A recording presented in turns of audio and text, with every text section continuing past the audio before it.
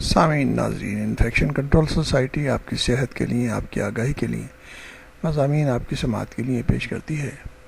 Diabetes کے بارے میں کافی مضامین آپ کی سماعت کے لیے پیش کیے جا چکے ہیں، لیکن عالمی دن کے موقع پر ہم اپنے سامعین کے لیے مزید مضامین نشر کرتے ہیں۔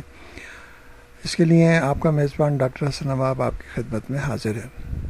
پاکستان، انڈیا، بنگلہ دیش، سری لنکا وغیرہ میں دیکھا جائے تو ہر 8واں شخص شوگر کا مرض میں اور شوگر کے مرض میں، ڈائبٹیز کے مرض میں مبتلا نظر آتا ہے۔ دنیا بھر میں آج ذیابیطس سے آگاہی کا دن منایا جا رہا ہے۔ جیسا کہ ہم نے آپ کو بتایا، انڈیا، پاکستان میں ہر 8واں شخص شوگر میں مبتلا، اور ڈاکٹرز کہتے ہیں کہ متوازن غذا اور ورزش کو معمول بنا کر مرض پر قابو پایا جا سکتا ہے۔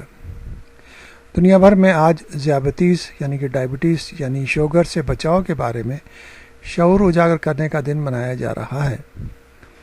پاکستان میں بڑوں کے بعد اب بچوں میں بھی اس بیماری کی شرح بڑھ رہی ہے۔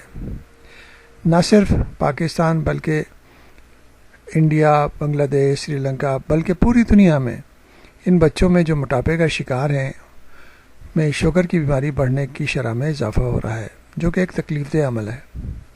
بچپن میں اگر یہ ڈائبٹیز کے شکار ہو جائیں گے تو ساری عمر انہیں علاج کرانا پڑے گا اور ساری زندگی انہیں تکلیف اٹھانی پڑے گی۔ ڈاکٹروں کا کہنا ہے کہ یہ شرح پہلے کم تھی، لیکن بے احتیاطی کے باعث اب اس میں خطرناک حد تک اضافہ ہو رہا ہے۔